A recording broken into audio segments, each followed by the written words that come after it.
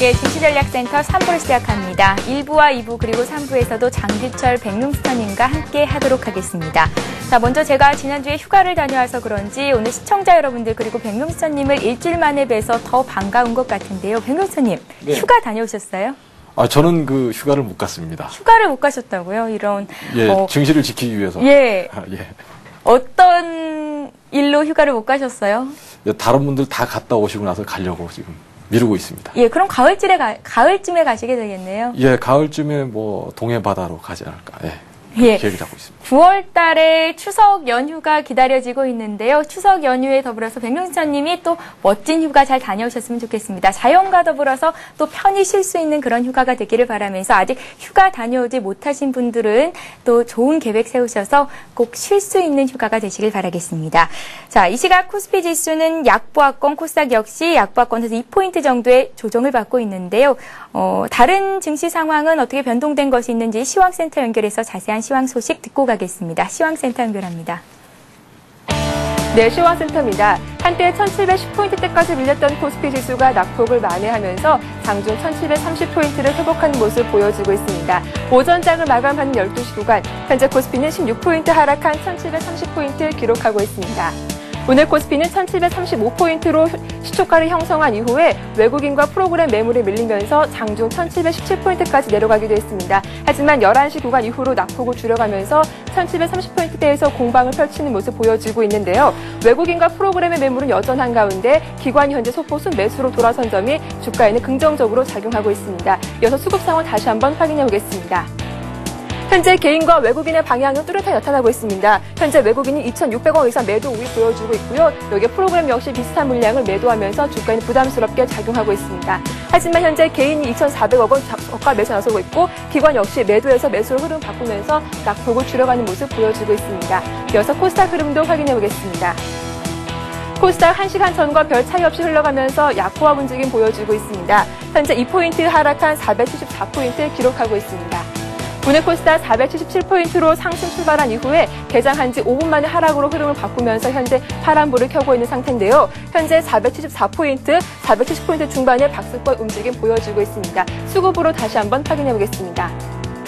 오늘 장에서 개인만이 저가 매수에 나서고 있는 상황입니다. 73억 원 매수 우위를 보여주고 있고요. 여기에 기관과 외국인이 동반 매도에 나서면서 주가에는 부담스럽게 작용하고 있습니다. 현재 기관이 18억 원, 외국인이 61억 원 매도하고 있습니다. 이어서 원달러 환율 흐름도 확인해 보겠습니다. 환율이 10원 이상 급등하면서 1190원대에서 강보합 움직임 보여주고 있습니다. 현재 10원 80전 상승한 1194원을 기록하고 있습니다. 글로벌 경기 둔화 우려가 커지면서 달러화가 강세를 보여주고 있습니다. 원달러 환율 장중 1,200원대를 넘어서기도 했는데요. 이후 수출업체들의 내고 물량의 상승폭을 줄여가면서 1,190원대 중반에 움직이고 있습니다. 이어서 시가총액 상위 종목군 코스피 어떤 흐름 보여주고 있는지 확인해 보겠습니다. 외국인들이 대형주 위주로 매도하면서 전반적으로 부진한 모습 보여주고 있습니다. 삼성전자와 포스코, 현대차 모두 1% 이상 떨어지면서 파란불을 켜고 있습니다. 삼성생명과 신한지주도 2% 이상 급락하면서 현재 저조한 모습 보여준 상황입니다. 다음 종목들도 확인해 보겠습니다. 현대중공업이 0.9% 약보합에 머물러 있고요. 한국전력과 KB금융도 1% 이상 떨어지고 있습니다. 반면 지주회사 LG가 우리도 3% 이상 급등하면서 나홀로 강세를 보여주고 있습니다. 이어서 코스닥 흐름도 확인해 보겠습니다. 코스닥 상황 역시 마찬가지인데요. 전반적으로 부진한 흐름 보여주고 있습니다. 개장 중인 셀트리온이 2% 이상 급락하면서 19,650원에 거래되고 있습니다. 서울반도체 역시 2% 이상 조정받고 있고요. 포스코 ICT 2% 이상 급락하고 있는 모습입니다. 반면 메가스터디가 0.06% 강보합에 소폭 오르고 있고요. 네오이즈 게임즈 오늘 게임주가 강세를 보여주면서 1.9% 이상 오르고 있습니다. SK컴퓨터 역시 2% 이상 크게 오르고 있습니다. 이어서 오늘 특징 테마주 확인해 보겠습니다. 한국 모바일 인터넷 컨소시엄 출범 소식에 관련주들이 지난 금요일에 이어서 급등하는 모습 보여주고 있습니다. 시모텍이 14.9% 가격 제한폭까지 큰 폭으로 오르고 있습니다. 콤테 시스템 역시 마찬가지로 가격 제한폭까지 오르고 있고요. 솔리테크가 10%, 삼용홀딩스가 4% 이상 큰 폭으로 오르고 있습니다. 나로 3차가 내년 중에 실시될 것이라는 소식에 우주항공주들이 오랜만에 강세를 보여주고 있습니다. 한양 ENG가 5% 이상 큰 폭으로 오르고 있고요. 한양 디스텍과 세트레가이가 4% 이상 강세 보여주고 있습니다. 비추로테크도 2% 이상 오르고 있습니다.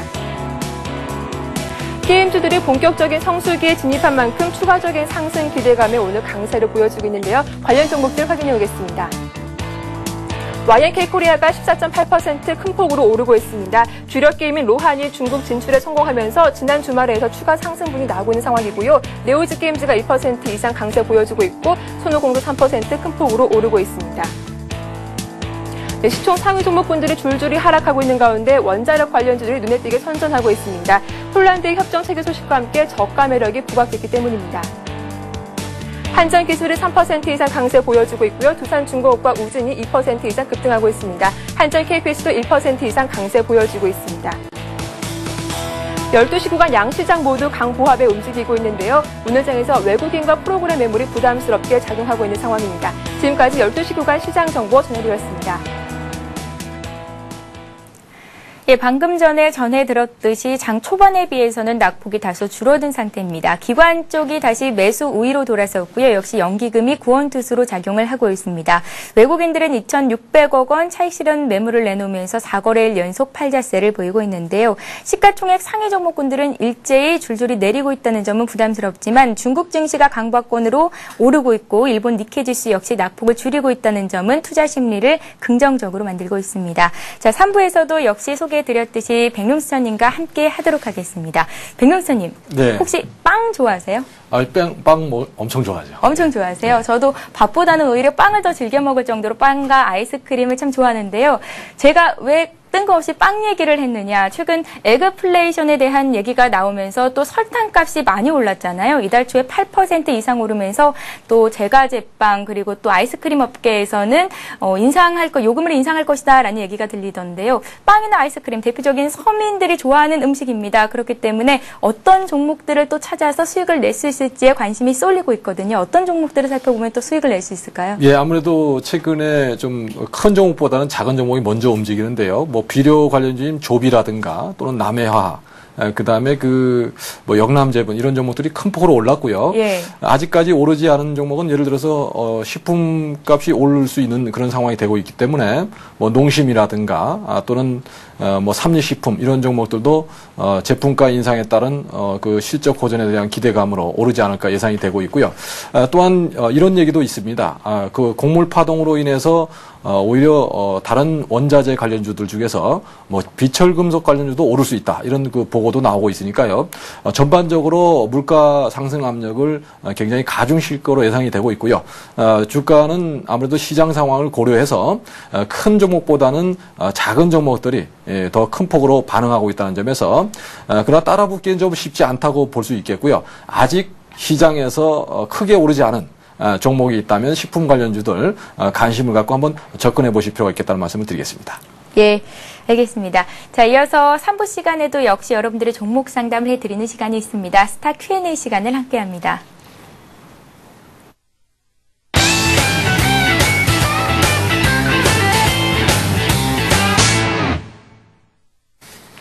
예, 오늘도 종목 상담 신청이 꽤 많이 들어와 있습니다. 먼저 들어온 종목들부터 찬찬히 보겠습니다. 현대모비스가 있습니다. 20만 6천 원에 40%를 편입한 지 3주 정도 됐다는 분이 계시고요. 동백 아줌마님께서 보내셨는데요. 올라갈 수 있을까요? 라고 문자에 남기셨습니다. 현대모비스 봐주세요. 네, 현대모비스는 뭐 세계적인 글로벌 그 자동차 부품 업체로 도약 중에 있다는 말씀을 드리겠고요.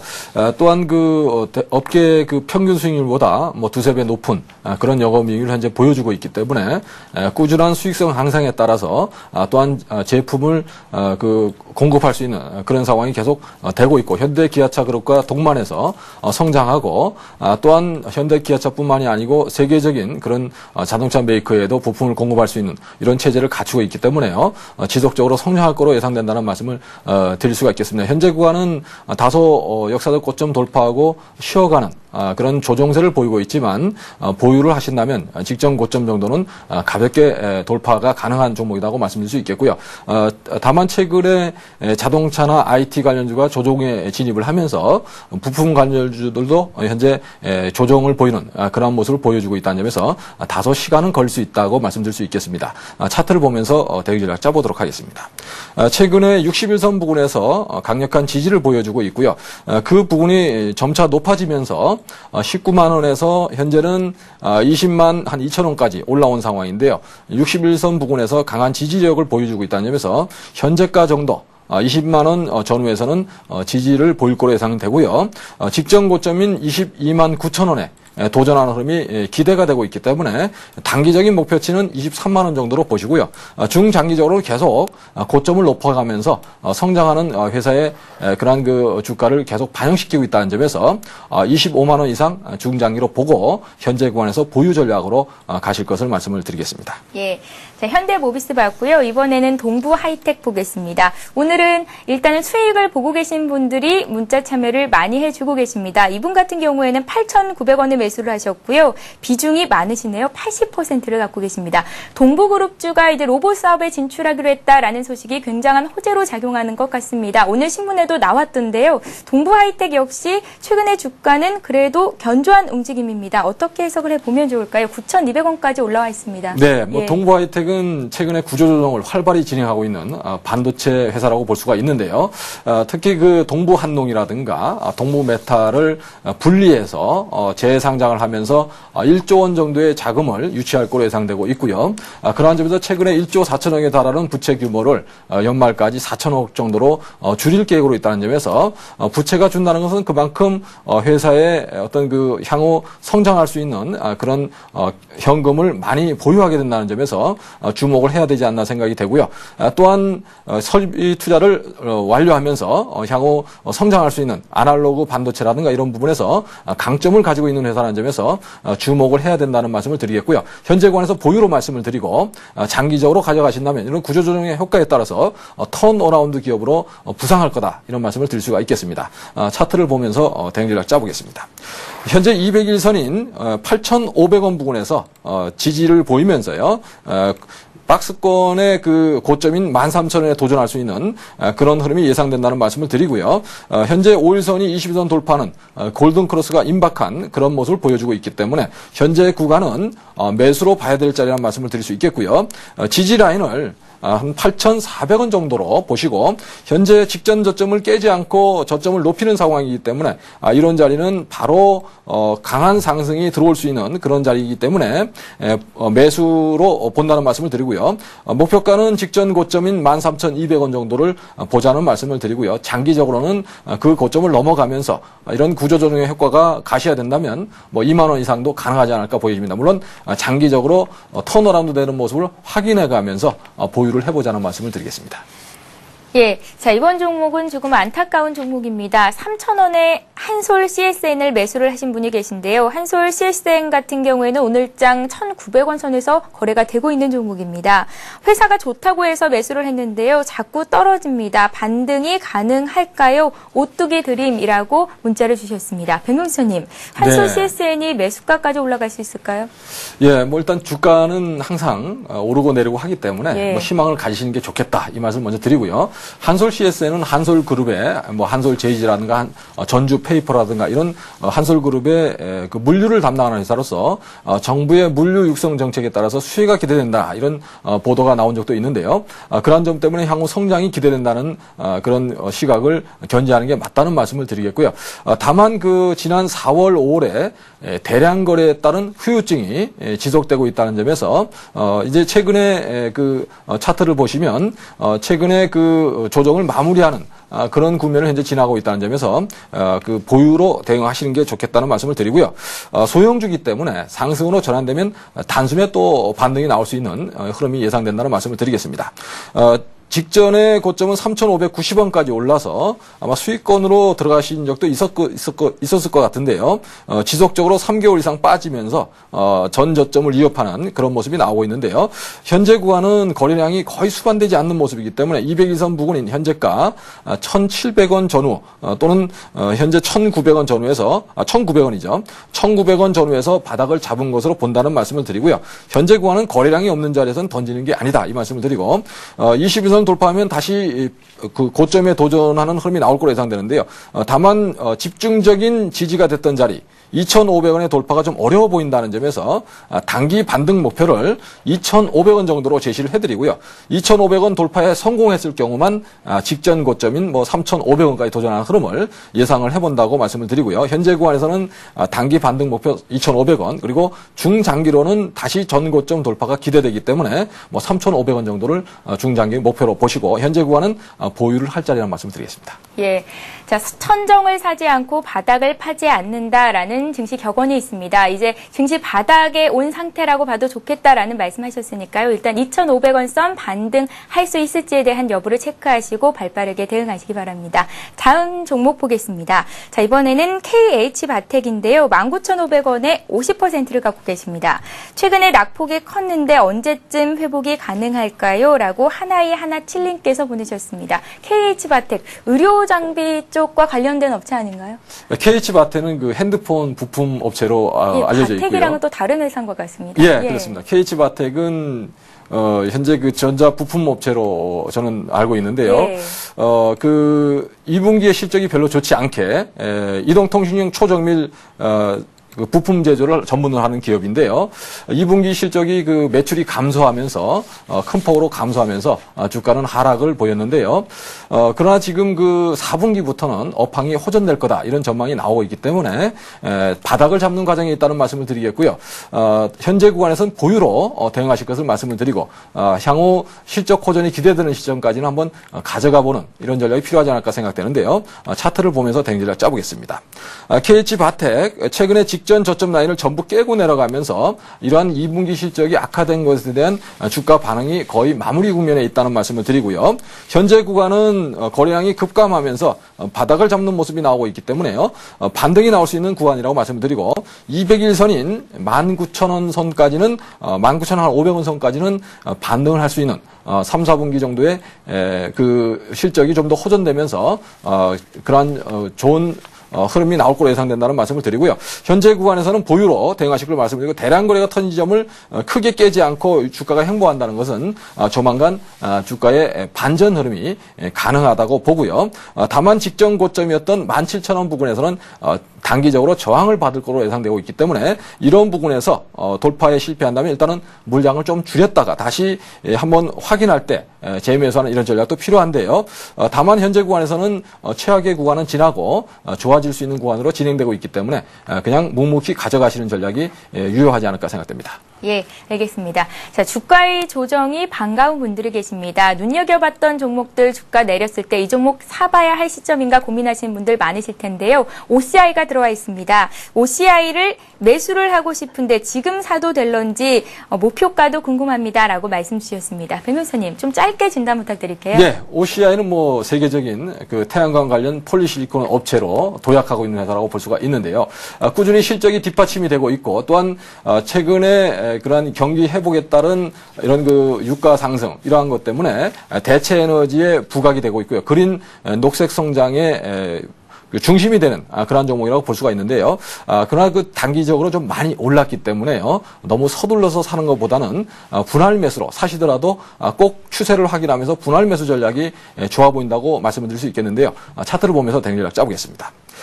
OCI는 20만 원 부근에서 꾸준히 올라오면서 현재 주가가 50% 이상 올라온 상황이라는 말씀을 드릴 수 있겠고요. 이런 부분에서는 30만 원의 지지를 꼭 확인해야 된다는 말씀을 드리고 추세가 강하게 살아있는 그러한 상황이기 때문에요.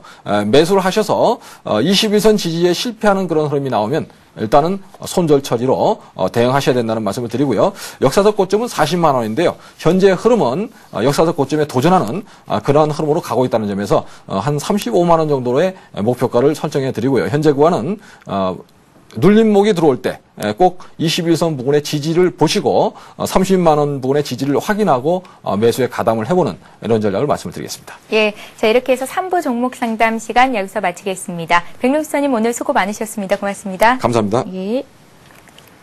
예, 이 시각 현재 코스피 코스닥은 어떤 움직임 보이고 있는지 다시 한번 보겠습니다. 먼저 코스피 시장으로 갑니다. 코스피 지수가 장 초반에는 1717선까지 내려서기도 했는데요. 지금은 낙폭을 다소 줄인 상태입니다. 지난 거래일 대비해서 14포인트 내린 1731선에서 거래가 되고 있습니다. 개인과 기관이 사고 있는데요. 개인들이 2,500억 원 순매수하고 있고 기관이 장중에 순매수로 돌아서면서 기금을 중심으로 163억 원 매수하고 있습니다. 반면에 외국인들이 4거래일 연속 2,700억 원의 차익 실현 매물을 내놓고 있습니다. 코스닥 쪽도 살펴보겠습니다. 상승으로 출발한 코스닥 지수가 장 초반 하락으로 돌변한 이후에 474선에서 지난 거래일 대비 3포인트 정도 조정을 받고 있습니다. 코스닥 시장에서는 개인만이 매수 주체로 떠오르고 있습니다. 이어서 이 시각 주요 뉴스를 전해드립니다.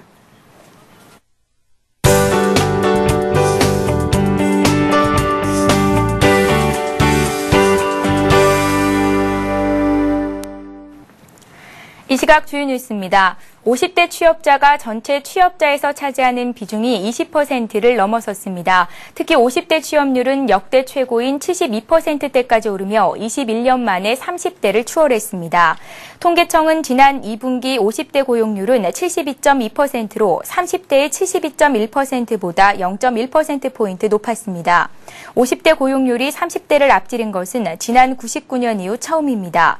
10년 전과 비교하면 50대가 4.5%포인트 오른 반면 30대는 0.8%포인트 떨어졌습니다. 50대는 고용률뿐만 아니라 전체 취업자에서 차지하는 비중도 20.04%를 차지하며 사상 처음으로 20%를 돌파했습니다. 50대 고용률 상승은 희망근로 사업이나 잡쉐어링의 효과가 상대적으로 50대에 크게 작용한 것으로 풀이됩니다. 통신 서비스비 지출이 꾸준히 늘면서 가계 소비 중 통신비가 차지하는 비중이 사상 최대를 기록했습니다. 통계청의 2분기 가계 동향에 따르면 전국 2인 이상 가구의 월 평균 소비 지출 193만 8천 원 중 통신 서비스 지출은 14만 2,542원으로 전체의 7.35%를 차지했습니다. 이는 지난해 2분기보다 6.3% 늘어난 것으로 관련 통계를 조사한 2003년 이후 가장 높은 수준입니다. 통신업계에서는 초당 요금제 도입으로 통신 요금 자체는 낮아졌지만 스마트폰 가입 고객이 늘어나면서 통신비 지출이 증가한 것으로 분석했습니다. 부동산 경기 침체에도 불구하고 버블7 지역 중 서울 강남권은 여전히 위세를 떨친 것으로 조사됐습니다. 부동산 114가 이달과 2007년 초에 수도권 66개 지역 아파트 매매 가격을 비교한 결과 버블7 지역 중 분당과 용인, 평촌 등 경기도 3곳의 내림세는 전체 평균보다 컸습니다. 버블7 7개 지역의 3.3제곱미터당 매매값이 10.8% 내리는 사이 분당은 17.2% 떨어졌고 용인과 평촌도 각각 16.4%와 12.8% 하락한 겁니다. 반면 강남구와 송파구는 각각 6.5%와 7.8% 하락하는 데 그쳐 평균보다 내림폭이 작았으며 서초구는 오히려 3%가량 올랐습니다. 대기업들의 계열사 간 물량 몰아주기식 내부 거래로 중소기업에 피해가 있었는지에 대해 공정거래위원회가 조사를 검토하고 있습니다. 공정위는 지난 3월 45개 대기업 집단에 1,156개 계열사 간 상품, 용역 거래에 관한 실태 파악 조사표를 각 기업에 보내 최근 5년간의 자료를 제출하라고 요구했습니다. 조사 결과를 토대로 유사, 동일 업종의 중소기업에 피해가 있었는지를 추가 조사하는 방안을 검토하고 있는 겁니다. 이번 조사는 정부 차원에서 이미 착수한 대중소기업 간 불공정 행위 특별조사와는 별도로 추진되는 것이어서 주목됩니다. 예, 오늘도 많은 분들께서 샵 5588번으로 문자 참여를 해주셨는데요. 먼저 코믹 뮤지컬 프리즌 할인 티켓 받아가실 세 분을 말씀해 드리겠습니다. 휴대전화 뒷번호 3330님, 6920님, 7769님께 프리즌 할인 티켓을 2장씩 보내드리도록 하겠습니다.